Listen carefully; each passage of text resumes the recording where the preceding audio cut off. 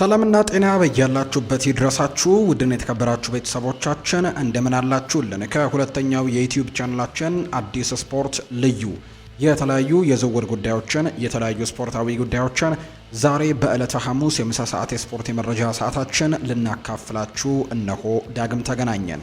ስለምታደምጡን ስለምትከታተሉን ቆይታችሁ በሙሉ ከኛ ጋርም ስለሆነ እጅግ ከልብ አድርገን ነው የምናመሰግነው። ፉአድ ባህሩ እንደተለመደው የዛሬውን ፕሮግራም እየመራው ከእናንተ ጋር ቆይታን አደርጋለሁ። እናንተም ቪዲዮአችንን ላይክ፣ ቻናላችንን ሰብስክራይብ እያደረጋችሁ ቆይታችሁን ከኛ ጋር እንድታደርጉ ነው በአክብሮት የምንጋብዘው። የተለያዩ ስፖርታዊ ጉዳዮችን እያነሳን ቆይታን እናደርጋለን። እስከ ፕሮግራማችን ፍጻሜ ከኛ ጋር እንድትቆዩ በአክብሮት ነው የምጋብዘው። ዛሬ ማንቸስተር ዩናይትድን፣ አርሰናልን፣ ቸልሲን፣ ሊቨርፑልን፣ ሪያል ማድሪድን፣ ባርሴሎናን እና ሌሎችም የአውሮፓ ታላላቅ ክለቦችን የተመለከቱ ስፖርታዊ ጉዳዮቻቸውን እያነሳን ነው ቆይታን የምናደርገው። እስከ ፕሮግራማችን ፍጻሜ ድረስ ከኛ ጋር ቆይታን እንድታደርጉ በአክብሮት ጋብዛለሁ። ከመሸጋገሪያ በኋላ በድጋሚ ተመልሰን የምንመጣ ይሆናል። አብራችሁኝ ቆዩ።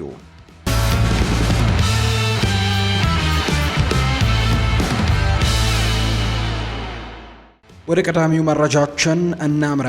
ዘሚረር ይፋ ባደረገው የቅርብ ጊዜ መረጃ መሰረት ማንቸስተር ዩናይትድ የሊቨርፑልን ኮከብ አሌክሲ ማካሊስተርን ለማስፈረም ያልተጠበቀ እቅድን እያወጣ ነው ብለዋል ዘሚረር የተባለ የመረጃ ምንጭ። በፕሪሚየር ሊጉ ታሪክ ውስጥ እጅግ አነጋጋሪ ከሆኑ ዝውውሮች አንዱ ሊሆን በሚችለው በዚህ ሂደት ውስጥ የኦልትራፎርድ ባለስልጣናት ይህንን ተጫዋችም ለማምጣት ፍላጎቱ አላቸው። በተለይ አንጋፋውን ካርሎስ ካሴሜሮን ለመተካት አማካይ ክፍላቸውን ለማጠናከርም የዓለም ዋንጫውን አሸናፊ ተጫዋችም በክረምቱ ለማስፈረምም ዝርዝር ውስጥ አካተውታል። በአርኔ ስሎት ስር በነበረው የውድድር ዘመን የማካሊስተር አቋም መዋዠቅ ማሳየቱን ተከትሎ ዘንድሮ ስለ ተጫዋቹ የወደፊት ቆይታ የሚነገሩ ወሬዎች በርከት እያሉ ነው። አርጀንቲናዊው ኮከብ ሊቨርፑል የ2024-25 የውድድር ዘመን የፕሪሚየር ሊግ ዋንጫን ሲያነሳ ቁልፍ የነበረ ቢሆንም አሁን ላይ ግን አዲስ ፈተናን ለመሞከር ፍላጎት ሊኖረው እንደሚችል የሚያሳዩ መረጃዎች ናቸው እየወጡ የሚገኙት። የዩናይትድ ፍላጎት በሰሜን ምዕራብ እንግሊዝም መነጋገሪያ ቢሆንም ተጫዋቹ የሚፈልጉት እነሱ ብቻ ግን አይደሉም። ሪያል ማድሪድ ይህንን የ27 ዓመት ተጫዋችም ለወራት ሲከታተለው የቆየ ሲሆን በስፔን የሚገኙ መረጃዎች እንደሚያሳዩት ከሆነ ደግሞ ሎስ ብላንኮቹ ተጫዋቹን የአማካይ ክፍላቸውን የረጅም ጊዜ ተተኪ አድርገውም ይመለከቱታል። አሌክሲ ማካሊስተር ራሱን ከዚህ ቀደም ከሙያው ማብቂያ በፊትም በላሊጋው የመጫወት ፍላጎት እንዳለው ፍንጭ ሰጥቶ ነበር። ይህም የስፔኑ ሻምፒዮን ከማንኛውም የፕሪሚየር ሊግ ክለብ የተሻለም እድል እንዲኖረው ሊያደርገው እንደሚችል የሚያሳዩ መረጃዎች ናቸው ወጡት። በሊቨርፑልና በዩናይትድ እንግዲህ ምክንያትም በሁለቱ መካከል ባለው ትንቅንቅ ምክንያትም ወይም ደግሞ ፉክክር ምክንያትም ዝውውሩ የመሳካት እድሉ ግን አነስተኛ ሊሆን እንደሚችል ነው በርካቶች ግምቶቻቸውን የሚሰጡት። ማንቸስተር ዩናይትድ ፍላጎት እንዳለው ቢነገርም ተጫዋቹ በቀጥታ ከአንዱ ክለብ ወደ ሌላኛው የመዘዋወሩ ነገር ግን አሁን ላይ የማይታሰብ ሆኖ ነው የሚታየው። በሁለቱ ክለቦች መካከል ያለው እንዲሁ ፉክክር ወይም ደግሞ እጅግ የከረረ መሆኑ ክለቦቹ በመካከላቸው ቀጥተኛ የንግድ ልውውጥን ካደረጉ ረጅም ጊዜ ሆኗቸዋል። በታሪክ እንደታየው ሊቨርፑልም ሆነ ማንቸስተር ዩናይትድ ተቀናቃኛቸውን ከማጠናከር ይልቅ ተጫዋቾቻቸውን ለውጭ ሀገር ክለቦች መሸጥን ነው የሚመርጡት። እንደ አውሮፓውያኑ አቆጣጠር በ1964 ፊል ቺስናር የተባለ ተጫዋች ከዩናይትድ ወደ ሊቨርፑል ካበራ በኋላ በሁለቱ ክለቦች መካከል እስካሁን ምንም አይነት ቀጥተኛ የዝውውር ግንኙነት አልተደረገም። እንደ ማይክል ኦውን እንደ ፖል ኢንስ ያሉ ተጫዋቾች ግን በሁለቱም ክለቦች መጫወት ችለዋል። ነገር ግን ሁለቱም ደግሞ የተለያዩ ፉክክር ላይ ከመኖራቸው ጋር በተያያዘ እርስ በርስ ግን ዝውውሮችን ያደርጋሉ ተብሎ እንደማይጠበቅ ነው ዘገባዎች የሚያሳዩት። እነዚህ ሁለት ተጫዋቾችም በመሃል ወደ ሌሎች ክለቦች አምርተው ነው ወደ አንዳቸው እንዳመሩ የሚያሳዩ መረጃዎች የወጡት። ቶተንሃም ማውሪዚዮ ፖቼቲኖን አሰልጣኝ አድርጎ ለመመለስ የሚያደርገው ጥረት ከፍተኛ እንቅፋት ገጥሞታል። ከስፔን የወጡ ዘገባዎች እንደሚያመለክቱት የቀድሞው የለንደን ክለብ አሰልጣኝ ወደ ሪያል ማድሪድ የመዘዋወር ህልሙ እንዲሳካ እየጠበቀ ነው። ዲፌንሳ ሴንትራል እንደዘገበው ከሆነ አርጀንቲናዊው አሰልጣኝ በዚሁ ክረምት በሳንቲያጎ ቤርናቢው ስራውን እንዲረከብ አይነት ተጥሎበታል። ይህም ቶተንሃም የቀድሞ አሰልጣኙን ለመመለስ ያለውን ተስፋም ክፉኛ ሊመታው እንደሚችል ነው የሚነገረው።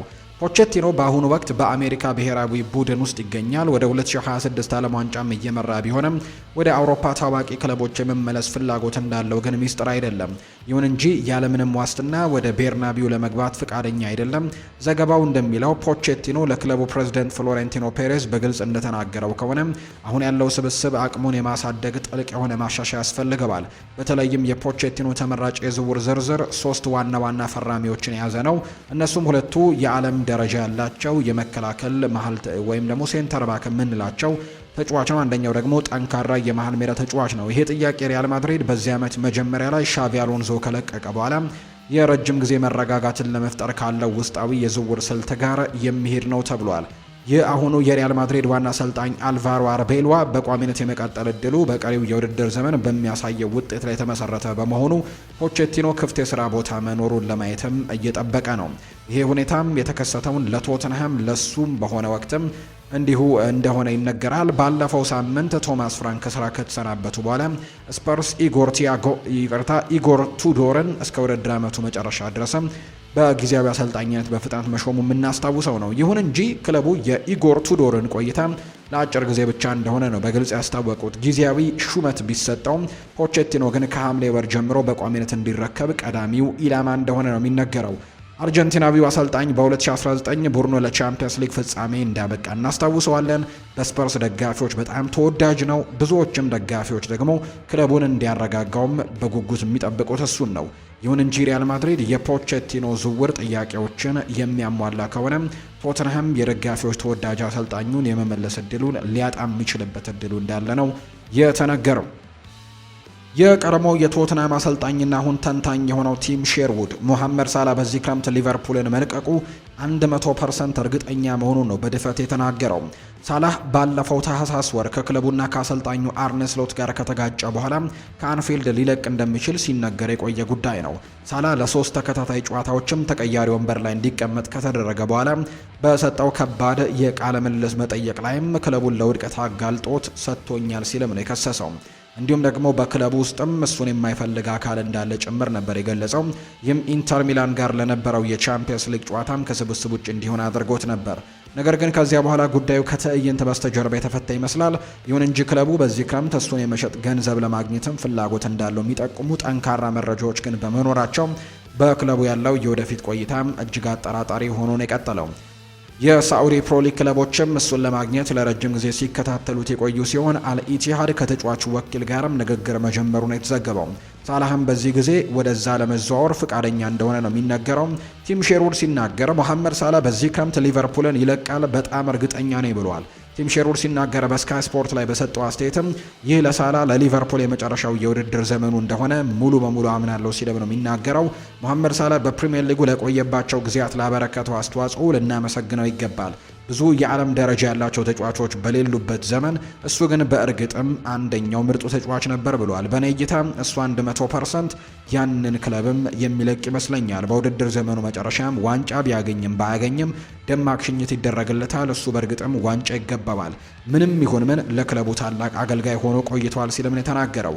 እንደ አውሮፓውያኑ አቆጣጠር በ2017 ሊቨርፑልን ከተቀላቀለ ጀምሮ ሳላህ በየውድድር ዘመኑ ድንቅ ብቃትን በማሳየት በርካታ ክብረ ወሰኖችንም ጭምር ማሳካት የቻለም ተጫዋች ነው። በዚህ የውድድር ዘመን በብቃቱ ላይ መጠነኛ ቅናሾች ቢታዩም በሁሉም ውድድሮች ባደረጋቸው 27 ጨዋታዎች ግን 15 ግቦችን በማስቆጠርና አመቻችቶ በማቀበል ወይም 15 የግብ ተሳትፎችን በማድረግ ግን አስተዋጽኦ አለው። ብራይተን ላይ ግብ ባስቆጠረበት፣ ግብ በሆነ ኳስ ባመቻቸበትና ፔናልቲ ባስገኘበት ጨዋታ ላይ ድንቅ ብቃቱን ማሳየቱን የምናስታውሰው ነው። ባለፉት 6 ጨዋታዎች 2 ግቦችን አስቆጥሮ 4 አመቻችቶ በማቀበል አሁንም ለሊቨርፑል ቁልፍ ተጫዋች መሆኑን አረጋግጧል።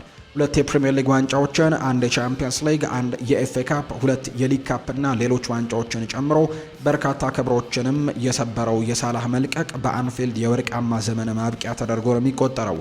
የሚለቅ ከሆነ ሳላ ከሊቨርፑል ደጋፊዎች የጀግና ሽኝት እንደሚያገኝና በክለቡ ታሪክ ውስጥም ከታላላቅ ተጫዋቾች አንዱ ሆኖ እንደሚታወስ ምንም ጥርጥር እንደሌለው ነው መረጃው የወጣው። ቶተንሃም ከፍተኛ ግምት የሚሰጠውን ተከላካይ ጆርጅ ጆብሊንግን ለማስፈረም ከቼልሲ በመንጠቅ የወጣት ቡድኑን አጠናክሯል። ታዋቂው የቶተንሃም የውስጥ የመረጃ አቀባይ የሆነው ሊል ዋይት ሮዝ የተባለው ሰው እንደዘገበው ከሆነም የሰሜን ለንደኑ ክለብ በሀገሪቱ ውስጥ ካሉ ምርጥ ተከላካይ ተስፋዎች አንዱ ተደርጎ የሚታሰበውን ታዳጊም ዝውውሩን አጠናቋል ነው የተባለው። ይህ የመረጃ ምንጭ በኤክስ ላይ ባሰፈረው መረጃ መሰረትም ክለቡ ከፍተኛ ግምት የሚሰጠውን የእንግሊዝ 16 ዓመት በታች ብሔራዊ ቡድን አምበልና የቀይ መስመር ተከላካይ የቀድሞውን የቼልሲ ተጫዋች ጆርጅ ጆብሊንግን ዝውውር ማጠናቀቁን ተረድቻለሁ ነው ያለው። ጆብሊንግ በቅርቡ የእንግሊዝ ከ16 ዓመት በታች ብሔራዊ ቡድን አምበል ሆኖ ማገልገሉን ጨምሮ ከፍተኛ ዝናን ተጎናጽፎም እንደነበር እናስታውሳለን። ስፐርስን የተቀላቀለው የመሪነት ብቃቱና ቴክኒካል ችሎታው በዓለም አቀፍ ደረጃ በብቃቱ ጎልቶ እንዲታይም አድርጎታል። ይህ ዝውውርም ቶተንሃም ታዳጊ ተሰጥኦችን ወደ ፕሮፌሽናል ውልም ከመሸጋገራቸው በፊት ቀድሞ ለማስፈረምም ከሚከተለው ጠንካራ የዝውውር ስልት ሌላኛው ውጤት ተደርጎ ነው የሚወሰደው። ጆርጅ በዋነኝነት የቀይ መስመር ተከላካይነት የሚጫወት ቢሆንም አስፈላጊ ሆኖ ሲገኝ በማዕከላዊ ተከላካይነትም የመሰለፍ ታሪካዊ ተለዋዋጭነት ያለው ተጫዋች ነው። በግንቦት ወር 2010 ዓ.ም የተወለደው ይህ የ15 ዓመት ታዳጊ ለዘመናዊ የተከላካይነት ሚና በሚመጠን ብቃቱ ይደነቃል። ይህም ደግሞ ጠንካራ መከላከልን፣ ፈጣን የማገገም ብቃትንና ለከፍተኛ ጨዋታ ወይም ሃይ ፕሬሲንግ ሲስተም የሚረዱ ወደፊት የሚሄዱ የሚሰነዘሩ ጥቃቶችንም ያቀናጀ ነው። ዝውውሩ በቅርቡ በማዕከላዊ ተከላካይነት ብዛት ቢጥለቀለቅም ከፍተኛ ተስፋ ያለው የመስመር ተከላካይ ለጎደለው የስፐርስ አካዳሚ ግን እንደ ቁልፍ ግኝትም ይቆጠርለታል ተብሎ ነው የሚታሰበው።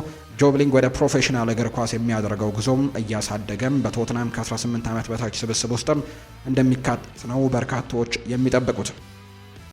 አርሰናል ከክለቡ አምበል ማርቲን ኦዴጋርድ ጋር ስለ ወደፊት ቆይታው እየተነጋገረ መሆኑ የተዘገበ ሲሆን ኖርዌያዊው አማካይ በዚህ ክረምት አዳዲስ እድሎችን ለመፈለግም ኤሚሬትስን ሊለቅ እንደሚችል የሚጠቁሙ ፍንጮች እየበዙ ነው። በኤክስ ገጹ ላይ አንድ ታዋቂ የውስጥ አዋቂ እንደገለጸው ከሆነ አርሰናሎች ቀጣዩን መሪያቸውን አስቀድመው ለይተዋል።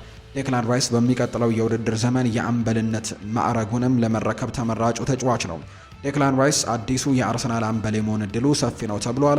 በማህበራዊ ሚዲያ ላይም እንዲሁ መረጃውን ያጋራው ግለሰብ እንደገለጸው አርሰናል ከኦዴጋርድ ጋር ስለ ወደፊት ጊዜ መነጋገር የጀመረ ሲሆን አማካዩ በክረምቱ አዳዲስ ፈተናዎችን ለመሞከርም ፍላጎት አለው። የኦዴጋርድ በክለቡ የመቆየት ነገር አጠራጣሪ መሆኑን ተከትሎ ኖርዌያዊው ኮከብ ክለቡን የሚለቅ ከሆነ የቀድሞው የዌስትሃም አምበል ዴክላን ራይስ እንዲሁ አርም ባንዱን እንደሚያስር ነው የሚጠበቀው። በተጠቀሰው የትዊተር መልእክት ላይ አርሰናል ከአምበሉ ማርቲን ኦዴጋርድ ጋር በክለቡ ስላለው ሚና እየተነጋገረ ነው። ተጫዋቹ አዳዲስ እድሎችን ለመፈለግ ሊለቅ ይችላል። ዴክላን ራይስ በሚቀጥለው የውድድር ዘመን አዲሱ የአርሰናል አምበል የመሆን እድሉ ሰፊ እንደሆነ እየተነገረ ነው። ይሄ መረጃም በአርሰናል የመልበሻ ቤት ውስጥም አመራር ውስጥም ትልቅ ለውጥን ሊያመጣ እንደሚችል የሚያሳይ ነው። ቡካዮ ሳካ በአሁኑ ወቅት የክለቡ ይፋዊ ምክትል አምበል ሲሆን በዚህ የውድድር ዘመን በርካታ አጋጣሚዎችን በአምበልነትም ቡድኑን ሲመራ ተመልክተነዋል። ራይስ ደግሞ በበኩሉ የመሪዎች ቡድን ወይም ደግሞ ሊደርሺፕ ግሩፕ አባል ቢሆንም አሁን ባለው መደበኛ ደረጃ ግን ከሳካ በስተጀርባ ነው የሚገኘው። ይሁን እንጂ የውስጥ አዋቂው ዘገባን እውነት እንደው ከሆነ አርቴታ ከሳካ ይልቅም የዴክላን ራይስን ሰፊ የክለብ አምበልነት ልምድን ሳይመርጥ አልቀረም። ወደ ሰሜን ለንደን በ105 ሚሊዮን ፓውንድ ከመዘዋወሩ በፊት ሃመርሶችን ወይም ዌስትሃም ዩናይትዶችን ለዩሮፓ ኮንፈረንስ ሊግ ድል የመራው ዴክላን ራይስ በፍጥነት በሚኬል አርቴታ ፕሮጀክት ውስጥም የማዕዘን ድንጋይ መሆን ችሏል። ሳካ ከአካዳሚው ጀምሮ ከክለቡ ጋር ጥልቅ ቁርኝነት ቢኖረው የዴክላን ራይስ ግልጽ የመሪነት ብቃትና በመሃል ሜዳ ላይ ያለው ከፍተኛ ተጽዕኖ የአርሰናልን የበላይ አካላት ክለቡን ወደ ቀጣዩ ምዕራፍ እንዲመራው እምነት እንዲጥሉበት እንዳደረጋቸው ነው የተዘገበው። ለሳካ በቋሚነት አምበል ሆኖ አለመመረጥም የዘመናዊ የአርሰናል ምልክት በሆነው የሙያ ዘመን ውስጥም እንደ ትልቅ እንቅፋትም ሊታይ ይችላል። ለዚህም የመሪነት ለውጥ ዋነኛ ምክንያት በማርቲን ኦዴጋርድ ዙሪያ እየጨመረ የመጣው አለመተማመን ነው። ከሪያል ማድሪድ ከተቀላቀለ ጀምሮ የቡድኑ የልብ ትርታ ሆኖ የቆየ ቢሆንም መሪዎች ግን እንደሚጠቁሙት ከሆነ አሁን ላይ ለአዲስ ፈተና ዝግጁ ነው። አርሰናል በኦዴጋርድ ላይ 80 ሚሊዮን ፓውንድ ዋጋ የለጠፈበት ሲሆን እንደ ኢንተር ሚላን እና ባየር ሚኒክ ያሉ ክለቦችም እሱን ይፈልጉታል። ባርሴሎናም ቀደም ሲል የቀድሞውን የማድሪድ ተጫዋች ለማስፈረምም ፍላጎት አሳይቶ ነበር። አምበሉ የሚለቅ ከሆነ አርቴታ በአስቸኳይ ሊተካው የሚፈልግ ትልቅ የፈጠራ አቅምና መሪነትን መሙላት የሚችል ክፍተትን የሚፈጥርበትን ቦታ መሙላት እንደሚፈልግ ነው የተነገረው። የየርገን ክሎፕ ወኪል ማርክ ኮሲክ ይባላሉ። ማንቸስተር ዩናይትድ እና ቼልሲ ጀርመናዊውን አሰልጣኝ ከሊቨርፑል ከለቀቀ በኋላም ለመሾም ጥያቄ አቅርበው እንደነበር ነው በይፋ የተናገረው። ምንም እንኳን ማንቸስተር ዩናይትድ እና ቼልሲ ጥያቄውን ቢያስተባብሉትም ከትራንስፈር ማርኬት በተደረገው ልዩ ቃለ ምልልስ ላይም ኮሲኬ እንዳረጋገጠው ከሆነ ክለቡ የርገን ክሎፕ ሌላ የእንግሊዝ ክለብ ላለማሰልጠን ለገባው ቃል ታማኝ በመሆኑ እንጂ የፕሪሚየር ሊግ ታላላቅ ክለቦች ግን ጥያቄውን አቅርበውለት ውድቅ አድርጓል ብሏል። ይህ የ58 ዓመት አሰልጣኝ እንደ አውሮፓውያኑ አቆጣጠር በግንቦት 2024 ከሊቨርፑል ሲለቅም በእንግሊዝ ውስጥ ሌላ ቡድን ላለማሰልጠን በይፋ ተናግሮ ነበር። ከኦልትራፎርድ እና ከስታንፈርድ ብሪጅ ከፍተኛ ፍላጎት ቢቀርብለትም ቃሉን ጠብቆ ግን ቆይቷል። ቸልሲና ማንቸስተር ዩናይትድ እንኳን ጥያቄውን አቅርበው ነበር። ምንም እንኳን የርገን ክሎፕ ሌላ የእንግሊዝ ክለብን እንደማያሰለጥን በግልጽ ቢናገርም ሲል ነው ሆሲኬ ተናገረው። እነዚህን ጥያቄዎች እስካሁን አላቆሙም። የርገን ክሎፕ አሁን ላይም ለውጥ አድርጓል። ሰፊ እይታ ካለው አሰልጣኝነት ወጥቶ ወደ ከፍተኛ የአመራር ወይም ማኔጅመንት ኃላፊነቶችም ተሸጋግሯል። ወኪሉ ለወደፊት ወደ አሰልጣኝነት ለመመለስም ያለውን እድል አልዘነጋም።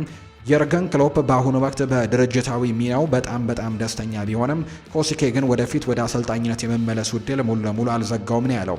ወኪሉ የእግር ኳሱን መስህብ አንድ ቀን ሊያሸንፈው እንደሚችል ፍንጭ ሰጥቷል። ምናልባትም በተወሰነ ጊዜ ላይም የመልበሻ ቤቱን ዳግም ማሽተት እንደሚፈልግ ነው የተናገረው። ይሁን እንጂ ለሚታየው ቅርብ ጊዜም የርገን ክሎፕ ከአሰልጣኝነት ሰፊ እይታ ወጥቶ በሬድቡል መዋቅር ውስጥም ባለው ስልታዊ ኃላፊነት ላይ ትኩረት በማድረጉ ደስተኛ መሆኑንም ነው አጽንኦት ሰጥቶ የተናገረው። የርገን ክሎፕ ሌላ የእንግሊዝ ክለብን ለመቀላቀል ፈቃደኛ አለመሆኑ ለረጅም ጊዜ በቆየና ጥልቅ ግንኙነት ላይ በተገነባው ታሪኩ ላይ ትልቅ ዋጋ የሚጨምር ነው። ባለፉት 23 ዓመታትም የሥራ ዘመኑ ያሰለጠነው 3 ክለቦችን ብቻ ነው። እነሱም ማይንዝ 05፣ ቦሩሲያ ዶርትመንድ እና ሊቨርፑል ብቻ ናቸው። ማይንዝ እንደ አውሮፓውያኑ አቆጣጠር በ2004 የጀርመኑን ክለብም ለታሪካቸው ለመጀመሪያ ጊዜ ወደ ቡንደስሊጋው እንዲያድጉ አድርጓቸዋል። ቦሩሲያ ዶርትመንድን ተከታታይ የቡንደስሊጋ ዋንጫዎችን 2011 እና 2012 ያሸነፈ ሲሆን በ2013 ደግሞ የቻምፒየንስ ሊግ ፍጻሜ ደርሰዋል።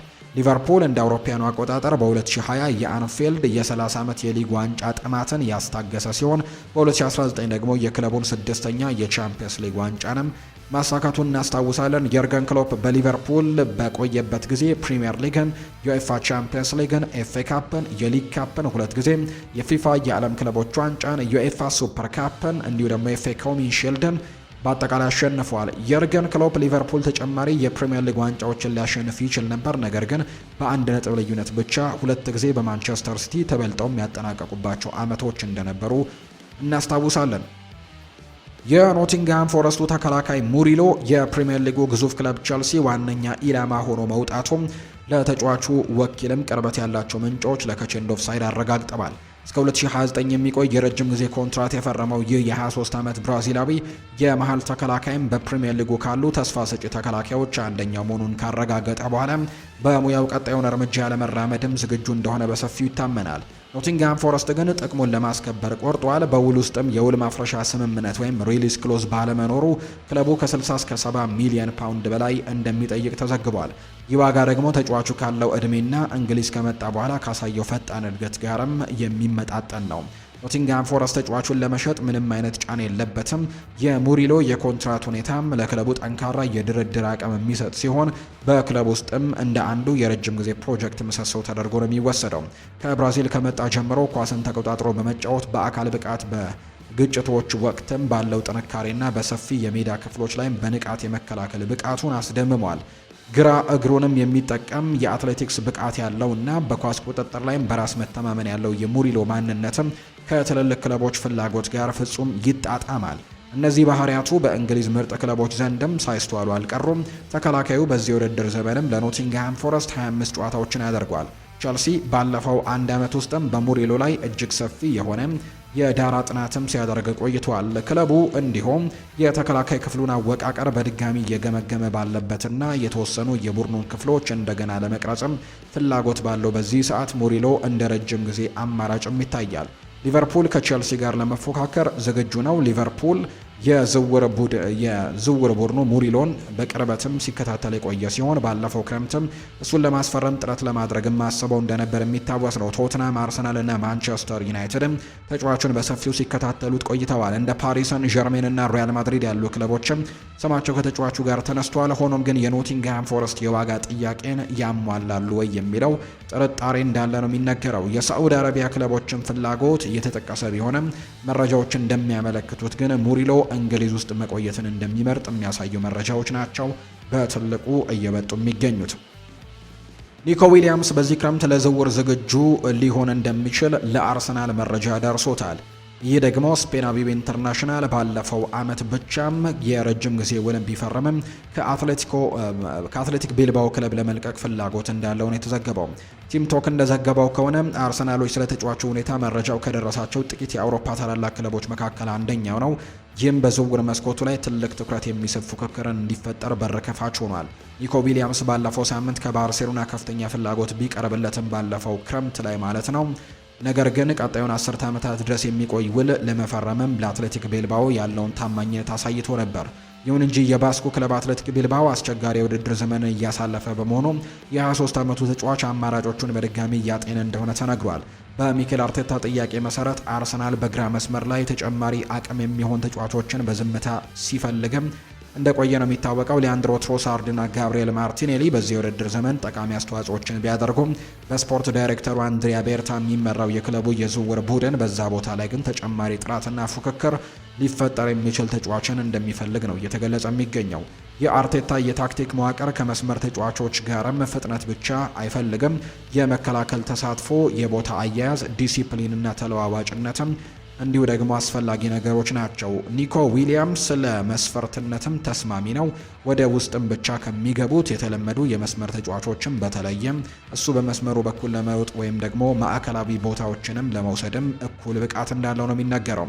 አትሌቲክ ቤልባኦ በኒኮ ዊሊያምስ ውል ውስጥም በግምት 100 ሚሊዮን ዩሮ የሚጠጋ የውል ማፍረሻ ወይም ሪሊስ ክሎዝ እንዳስገባን የተነገረው። ይህ ዋጋ የተጫዋቹ ተሰጥኦና ዓለም አቀፍ ደረጃን የሚያንጸባርቅ ቢሆንም አትሌቲክ ቤልባኦ በተለይም የተጫዋቹን ደሞዝ ክፍያና የቅርብ ጊዜ የአቋም መውረድ ከግምት ውስጥ በማስገባት ለድርድር ዝግጁ ሊሆን ይችላል የሚሉ ግምቶች አሉ። አርሰናል ይህንን ሁኔታ እንደ ትልቅ የገበያ ዕድል እንደሚመለከተው ነው የሚታሰበው። ምንም እንኳን የተለጠፈበት ዋጋ ከፍተኛ ቢሆንም በሀያዎቹ መጀመሪያ ላይ የሚገኙ የዓለም ደረጃን የመስመር ተጫዋቾች ያለ ከፍተኛ ክፍያን ማግኘትም ብርቅ ነው ተብሎ ይታሰባል። ፉክክሩ መኖሩ አይቀሬ ነው። መላው የአውሮፓ የሚገኙ ክለቦችም የኒኮ ዊሊያምስን እድገት መከታተላቸውን ቀጥለዋል። ለአርቴታም የተቃራኒ ቡድን ተከላካዮችን የሚያስጨንቅና የመከላከል ዲሲፕሊንን ጠብቆ የሚጫወት የመስመር ተጫዋች ማግኘትም ቀድሞውኑ ለውጥ እያሳየ ላለው ስብስባቸው ሌላ አዲስ ገጽታን ይጨምርለታል ተብሎ ነው የሚታሰበው። ማንቸስተር ዩናይትድ በዚህ ክረምት በመሃል ሜዳው ላይ ትልቅ ለውጥን ለማድረግ እየተዘጋጀ ሲሆን ክለቡ ፌሊክስ ኒሜቻን ወደ ኦልድ ትራፎርድ ለማምጣት ከተጫዋቹ ተወካዮች ጋርም ውይይት ለመጀመር መዘጋጀቱን የተገለጸው።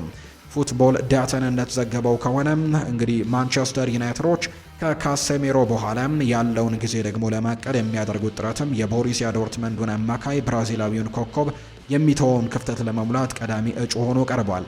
ካሴሜሮ በውድድር ዘመኑ መጨረሻ ይለቃል ተብሎ መጠበቁ በዩናይትድ የቅርብ ጊዜ ታሪክ ውስጥም የነበረውን ተጽዕኖ ፈጣሪ ምዕራፍም ማጠቃለያ ይሆናል። ይህ አንጋፋ አማካይ ኮንትራቱ ሊያበቃም አዲስ ፈተና ለመፈለግ ማቀዱን አረጋግጧል። ይህም ደግሞ ክለቡ ተተኪ ፍለጋም እንዲያፋጥን አድርጎታል። የካሴሜሮ በዩናይትድ ውስጥም የነበረው ተጽዕኖ ከመከላከል አስተዋጽኦ በላይ የዘለለ ነበር። የቀድሞ የሪያል ማድሪድ ኮከብ ክለቡ ባልተረጋጋበት ወቅትም መሪነትን፣ በትልልቅ ጨዋታዎች ላይ ያለውን መረጋጋትና ታክቲካዊ ዲሲፕሊንም ይዞ መጥቷል። ይሁን እንጂ በዚህ የዕድሜ ክልሉ ላይ ካሴሜሮ ለአዲስ ምዕራፍ ዝግጁ እንደሆነ ይታወቃል። መልቀቁ መቃረቡን ተከትሎ የዩናይትድ የዝውውር ቡድን የአካል ብቃት፣ የታክቲክ ጥራትና የረጅም ጊዜ ተስፋንም ማጣመር የሚችል አማካይ ፍለጋ ቅድሚያ ሰጥተዋል። የቦሩሲያ ዶርትመንዱ አማካይ ፍሌክሲ ኒሜቻ ባለው ሁለንተናዊ ብቃትም በመላው አውሮፓ ትኩረትን ስቧል።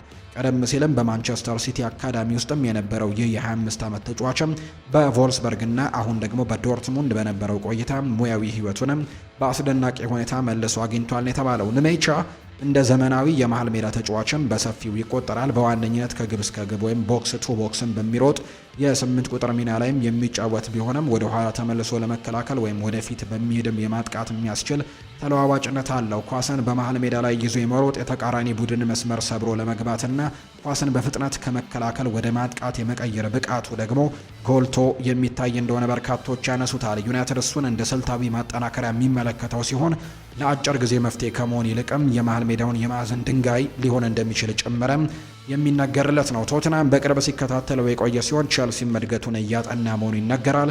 የስፐርስ ስካውቶችም ዶርትሙንድ በቅርቡም ባደረጋቸው የአውሮፓ ጨዋታዎች ላይ መገኘታቸው ለዚሁ ጀርመናዊ ኢንተርናሽናል የሚሰጠው ትኩረት ከፍተኛ መሆኑን የሚያሳይ ነው። ባየር ሚኒክ ፍሎሪያን ቬርትስን ለማስፈረም በሚያደርገው ፉክክር በሊቨርፑል ቢሸነፍም የቡንደስሊጋው ግዙፍ ክለብ ግን ይህንን ጀርመናዊ የጨዋታ አቀጣጣይ አንድ ቀን ወደ ባቫሪያን የመመለስ ተስፋውን አላቋረጠም። ከባየርን ኢንሳይደር የወጡ አዳዲስ ዘገባዎች እንደሚያመለክቱት የባየር ሚኒክ ባለስልጣናት ከፍሎሪያን ቨርትስ ተወካዮች ጋር ያላቸው ግንኙነት የቀጠሉ ሲሆን ይህም ደግሞ ወደፊት ሁኔታዎችን ቢቀየሩ የመገናኛ መስመሩ ክፍት ሊሆን ለማድረግ ነው። ምንም እንኳን በአሁኑ ወቅት የዝውውር ፍንጭ ባይኖርም ባየር ሚኒክ ለዚህ የ22 ዓመት ወጣት ያለው የቆየ አድናቆት ግን በፕሪሚየር ሊጉ ጅማሮ የተቀላቀለ ቢሆንም አሁንም ከአውሮፓ ቀዳሚ የፈጠራ ተሰጥኦዎች አንዱ መሆኑን እንደሚያምኑ ነው የሚያሳየው። ሊቨርፑል ፍሎሪያን ቨርትስን ያስፈረመው ትልቅ ግምት በተሰጠውና የክለቡ አቅምን ባሳየም የዝውውር ሂደት ነበር። ጀርመናዊው ኢንተርናሽናል በባየር ሌቨርኩዘን በሻቪ አሎንዞ ስርም ደምቆ ከቆየ በኋላ ከፍተኛ ግምትም ተሰጥቶት ነበር የመጣው። በሌቨርኩዘን ቆይታው ፍሎሪያን ቨርትስ የአውሮፓን ያስደመመ ቡድንም የፈጠራ ልብ ነበር። ይሁን እንጂ ከፕሪሚየር ሊግ ጋር አካላዊ ጥንካሬና ታክቲካዊ ፍላጎት ጋር ለመላመድም ረጅም ጊዜያቶች ወስደውበት ነበር። አልፎ አልፎ አስደናቂ ብቃቱን ቢያሳይም ያስቆጠራቸው ግቦችና አመቻችቶ ያቀበላቸው ኳሶች ብዛት ግን መጀመሪያ ላይ ጀርመን ውስጥ ያስመዘገበውን ያክል አልነበሩም። በቅርብ ጊዜ ግን አፈጻጸሙን ለማሻሻል ምልክቶችን አሳይቷል። አሁንም ቢሆን በቡንደስሊጋ የነበረውን ተጽዕኖ በቋሚነት ለመድገምም እየሰራ ነው። ይሄ ጀርመናዊ አማካይ በዚህ ውድድር ዘመን በሁሉም ውድድሮች ለሊቨርፑል 6 ግቦችን ያስቆጠረ ሲሆን 8 ኳሶችን ደግሞ አመቻችቶ አቀብሏል። ባየር ሚኒክ ፍሎሪያን ቨርትስን የክለቡን ቀጣይ ምዕራፍ ሊቀርጽ የሚችል የረጅም ጊዜ ሀብት አድርገው ይመለከተዋል። አሰልጣኝ ቪንሰንት ኮምፓኒም የተጫዋቹን ከፍተኛ አድናቂ እንደሆነ የተነገረ ሲሆን ቦርዱም ለማንኛውም አይነት ደግሞ ያልተለመደ ስሜትም ይህንን ተጫዋች ለማስፈረም ለማምጣት እንቅስቃሴ ላይ ነው። የባየርን አካሄድ ስልታዊ ይመስላል። ተጫዋቹን ሳይረብሹ ግንኙነታቸውን እያስቀጠሉ ይገኛሉ። የአሊያንዝ አሬና ባለስልጣናት በተለይም ታዋቂው ጀርመናዊ ተጫዋቾችን ኢላማ ሲያደርጉ ትልቅ ዝውውሮችን አስቀድሞ በማቀድ ይታወቃሉ። ለጊዜው ግን የቬርትስ ወገኖች ተጫዋቹ በሊቨርፑል የረጅም ጊዜ ራዕይ ሙሉ በሙሉ ታማኝ መሆኑን ገልጸዋል። ወደ ጀርመን በፍጥነት የመመለስ ፍላጎት የሌለው ሲሆን አማካዩ በእንግሊዝ ውስጥም ራሱን ለማረጋገጥና በእሱ ላይ የወጣውን ወጪ ደግሞ የሚመጣጠን ብቃትን ለማሳየትም ቆርጦ እየተንቀሳቀሰ እንደሚገኝ ነው ዘገባዎቹ የጠቆሙት። ውድና የተከበራችሁ ቤተሰቦቻችን ከሁለተኛው የዩቲዩብ ቻናላችን አዲስ ስፖርት ልዩ ለዛሬ ያዝንላችሁ የዝውውር ጉዳዮቻችን እነዚህን ይመስሉ ነበር። ስላደመጣችሁን፣ ስለተከታተላችሁን፣ ቆይታችሁን ከኛ ጋርም ስላደረጋችሁ እጅግ ከልብ አድርገን ነው የምናመሰግናችሁ። ፏድ ባህሩ የዛሬውን ፕሮግራም እየመራው ከእናንተ ጋር ቆይታን አድርግ ያለው። በቀጣይ ፕሮግራሞቻችን ሌሎች ስፖርታዊ ጉዳዮችን ሌሎች አዳዲስ መረጃዎችን አካተን በድጋሚ ተመልሰን የምንገናኝ ይሆናል። ስላደመጣችሁኝ ከልብ አድርጌ ያመሰግናለሁ። በቀጣይ ፕሮግራሞቻችን በድጋሚ እንገናኛለን። መልካም ጊዜ እንዲሆንላችሁ ነው በአክብሮት የምመኘው።